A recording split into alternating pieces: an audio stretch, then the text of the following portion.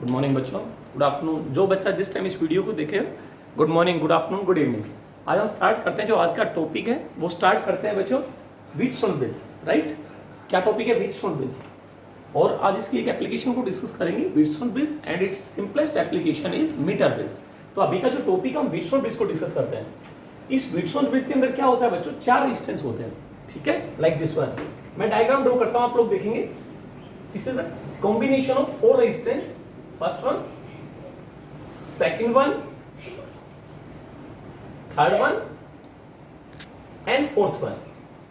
तो बच्चों मैंने आपको बोला जो व्हीटस्टोन बेस होता है अपना, उसके अंदर 4 रेजिस्टेंस होते हैं।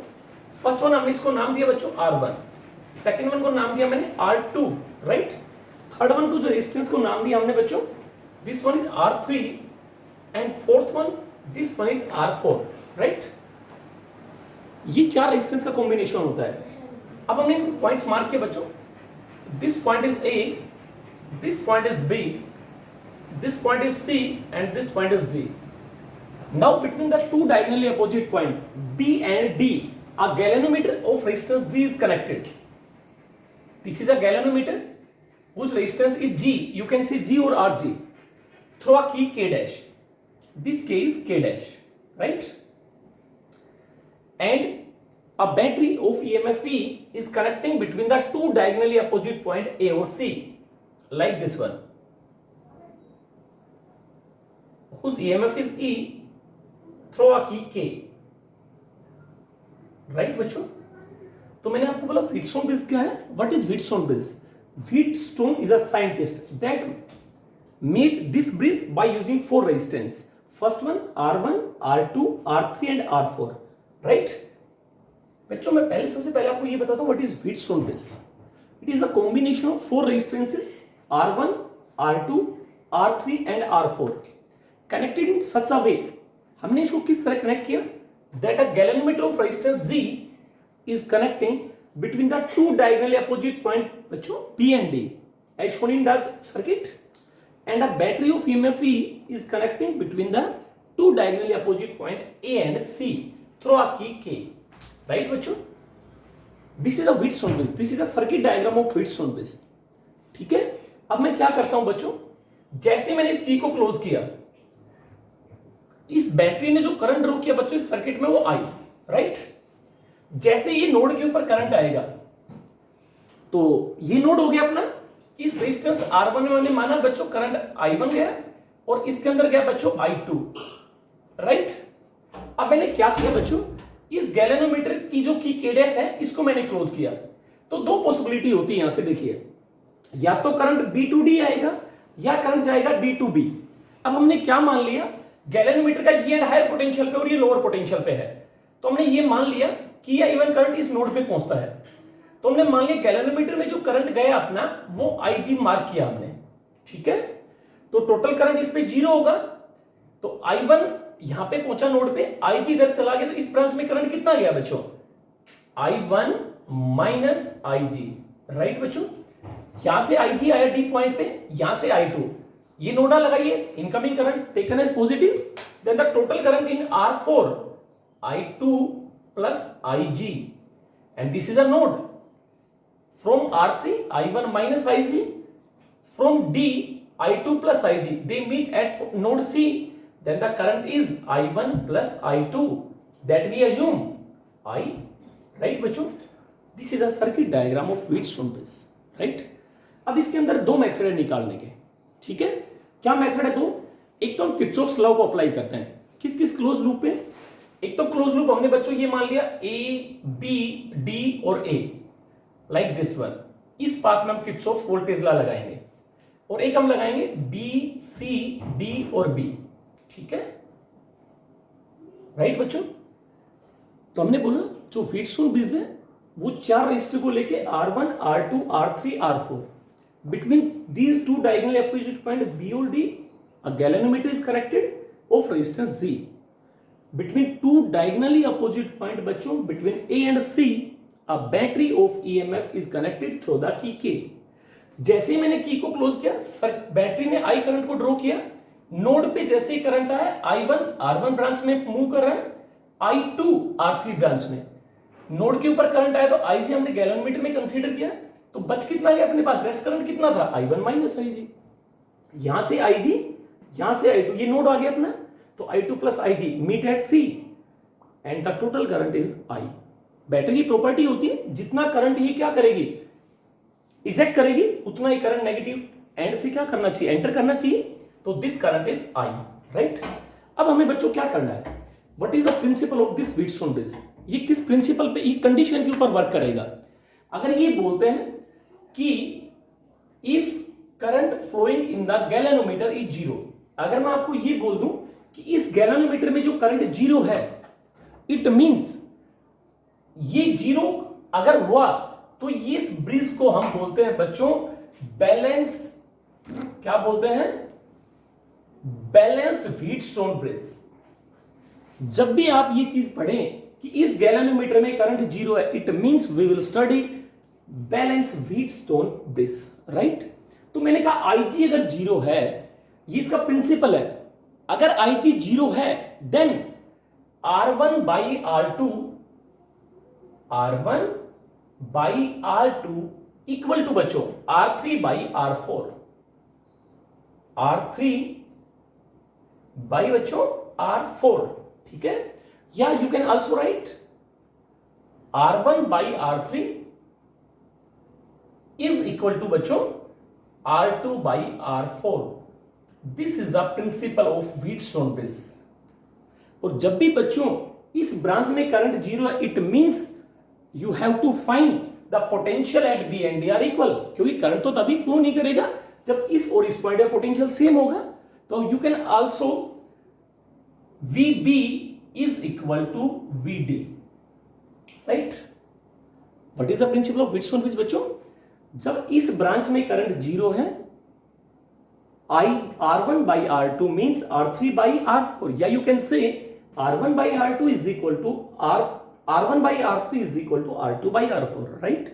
अब हमें ये प्रूफ करना है, क्या है बच्चों, अगर मैं इस ब्रांच पे किस पे किरचॉफ लॉ लगाऊं, A, B, D और A, तो मैंने आपको बोला जब भी आप करंट के साथ अगर लूप फ्लो करेंगे, जिस लूप में जाएंगे उसकी डायरेक्शन में करंट है, इट मींस पोटेंशियल फॉल हो रहा है। अगर आप A टू B जाएं, करंट भी A टू B है, तो I और R का जो प्रोडक्ट होता है बच्चों, उसके आगे नेगेटिव साइन होता है। अब आप किस लूप पे ला लगाएंगे, देखें कितनी लूप बनती है। मैं आपको एक और बात बताता हूं, अगर आपसे कोई पूछे कि इस सर्किट में how many close loops are form, आप आइडेंटिफाई करें, कभी माइंड में लगाना कि इस पूरे सर्किट में कितने क्लोज लूप बन सकते हैं बच्चों, 7। बच्चा 6 तक आइडेंटिफाई करेगा, 7 नहीं कर पाएगा। देखो this triangle 1, this triangle 2, this close loop means 3, this close loop number 4, this close loop number, देखिए यहां से चलते हैं, आप देखेंगे this one is 6 and this one is students 7। एक जनरल क्वेश्चन है, how many close loops are form, 7 close loops, first, second, third, fourth, this one is and this one is, right बच्चों, 7 क्लोज लूप्स आर फॉर्म। अब मैं क्या करता हूं बच्चों, हमें इसको प्रूफ करना है मेरे बच्चों। तो इसको प्रूफ कैसे करें, how we can prove it, by taking 2 close loops. First close loop मैंने कंसीडर की बच्चों, applying voltage law, Kirchhoff's voltage law, on which loop we apply, A, B, D और A, बच्चों on which loop, A, B, D and A, right? If we move along the direction of current, आप A to B की बात करते हैं, चलो बच्चों A to B, current की डायरेक्शन भी ऐसे है, तो I R और R का प्रोडक्ट कैसा होगा बच्चों, नेगेटिव साइन। तो चलो करते हैं, I1 इंटू R, ये लो बच्चों माइनस I1 इंटू R1। चलो अब बच्चों B टू D, करंट भी बच्चों B टू D आ रहा है, इस गैलन-मीटर का रेजिस्टेंस मैंने कितना बोला था आपको, G, तो करो I और R का product, minus IG into G। It's very simple बच्चों। अब आप देखिए D टू A, हम लूप में गए बच्चों D टू A, करंट आ रहा है A to D, it means I और R का प्रोडक्ट कैसा होगा बच्चों, पॉजिटिव। कितना बच्चों, I टू R3, एंड हमने बोला था sum of change in potential of a close loop is always 0, तो हमने क्या किया बच्चों, 0। तो हमने नेगेटिव टर्म्स को एक तरफ किया, राइट साइड में ले गए हम, तो I2R3 इक्वल टू बच्चों I1R1 प्लस IG इंटू जी। बच्चों मेरे पॉइंट ऑफ व्यू से बिल्कुल क्लियर हो गया फर्स्ट लूप। अब सेकंड लूप पे चले बच्चों। On the loop B, C, D and B, on which loop? अब हम KVL किस लूप पे लगा रहे हैं?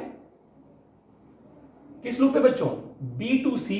चलिए B, C, next one D, next point is B। चलो करें बच्चों, B to C, करंट भी B to C है, तो I और R का प्रोडक्ट नेगेटिव आएगा। देखो बच्चों, माइनस लूप देखेंगे I इंटू R, I कितना है बच्चों? I1 माइनस IG इंटू बच्चों R2, राइट। अब आप देखेंगे C टू D, करंट आ रहा है D टू C, तो I और R का प्रोडक्ट के आगे पॉजिटिव साइन प्लस, बोलिए I2 प्लस IG इंटू बच्चों this resistance is R4, right. आगे देखिए बच्चों, next one, we move from D to B, current is B to D, it means I R product कैसा होगा बच्चों? कैसा होगा? पॉजिटिव। तो क्या लगा दूं मैं? प्लस कितना आएगा बोलो? I into R, IG into G, that's equal to 0। Now loop, on which loop we apply this law? On the loop. Loop कौन सी लूप पे हमने अप्लाई किया बच्चों? B, C, D and B। Clear? अब बच्चों so simple, the condition is, the balance condition is IG 0। Now we put the value of IG 0 in first equation and second one. बच्चों अब इन दोनों equations में हम IG की value 0 put कर दें। मैं ऊपर का प्रिंसिपल को इरेज करूं बच्चों, देखेंगे आप लोग। मैंने कहा बच्चों IG 0, देखते हैं अब IG 0 पुट करो आप लोग क्या आता है, देखें। देखो बच्चों यहां पे IG 0 पुट किया, क्योंकि प्रिंसिपल क्या बोलता है, जब इसमें करंट 0 है then we can say R1 by R3 R2 by R4 या R1 by R2 is equal to R3 by R4। So simple. अब IG की वैल्यू पुट कर सकते हैं आप लोग। बेटा IG 0 पुट किया तो ये इक्वेशन क्या, this implies I1 R1 equal to मेरे बच्चों I2 R3, right. Now in this equation IG 0 बच्चों, तो पूरी टर्म 0 हो गई। चलो आगे, ये भी मेरे बच्चों IG 0 है, तो I2 R4, ये लीजिए बच्चों I2 R4। आगे चलिए, IG 0, तो इसको राइट में लेके गया I1 R2। बच्चों इन इक्वेशंस को डिवाइड कर दें हम। बच्चों this is the balance condition of wheatstone base, that is R1 by R2 is equal to R3 by R4। Simple बच्चों, करंट का डिस्ट्रीब्यूशन किया हमने, दो लूप्स लिया। बट अगर कभी ऐसा क्वेश्चन आता है बच्चों, अगर यहां पे भी कोई रेजिस्टेंस आता है, अगर ध्यान रखेंगे आप माइंड में, तो आपको 3 लूप पे लॉ लगाना पड़ेगा। किस लूप पे? First loop is this one, second loop is this one, और एक रेजिस्टेंस यहां भी देगा बैटरी के साथ। एनसीईआरटी में ऐसा क्वेश्चन गिवन है। अगर यहां पे भी कोई रेजिस्टेंस गिवन है तो आप एक या तो ऊपर वाली लूप पे लगाएंगे या इस नीचे वाली लूप पे किरचॉफ लॉ लगाएंगे। अब हम डिस्कस करेंगे other diagrams of Wheatstone bridge. ऐसा कंपल्सरी नहीं है कि हर जगह आपको यही डायग्राम मिले, बट जब भी आप न्यूमेरिकल्स करेंगे आप हमेशा इस माइंड में रखें इस चीज को। अगर 6 रेजिस्टेंस आते हैं, 5 रेजिस्टेंस आते हैं, तो उस सर्किट को बहुत ध्यान से एनालाइज करें, उसमें कहीं ना कहीं व्हीटस्टोन बनने के चांस रहेंगे। अब मैं अदर डायग्राम्स को डिस्कस करूं, व्हीटस्टोन ब्रिज, ठीक है। हेलो बच्चों, मैंने ना व्हीटस्टोन ब्रिज के कुछ डायग्राम बनाए हैं। कोई जरूरी नहीं कि जो हमने पहले डायग्राम बनाया था ये भी वो सिमिलर डायग्राम जो हमने पहले डिस्कस किया था, R1 R2 R3 R4 and this is galvanometer. तो कहीं भी आप न्यूमेरिकल करते तो इस तरीके से भी डायग्राम आ सकता है, ठीक है। ये भी बच्चों वही डायग्राम आप देखेंगे, this point is A and this point is B। It will also represent the diagram of Wheatstone bridge.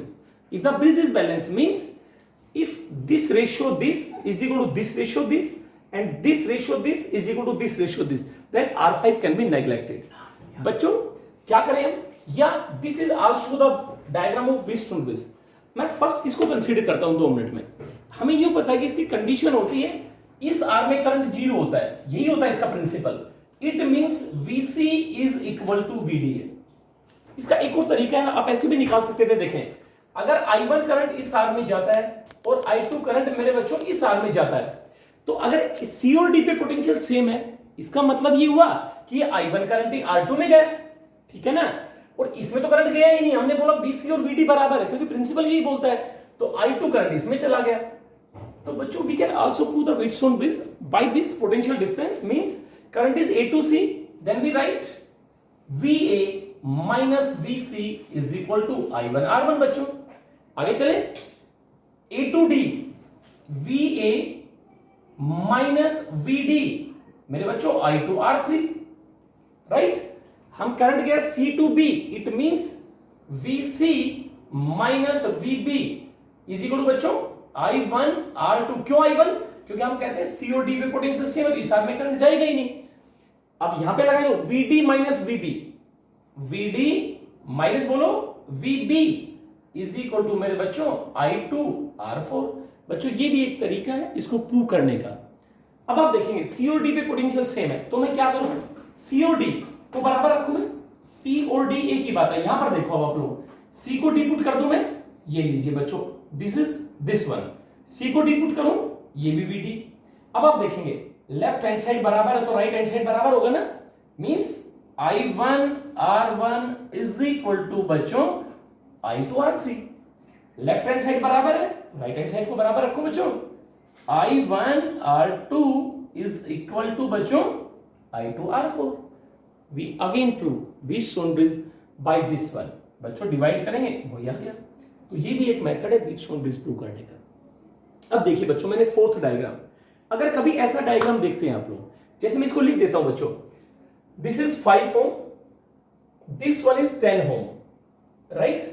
R3 is 10 ohm and this one is 20 ohm and this one is also 10 ohm, right?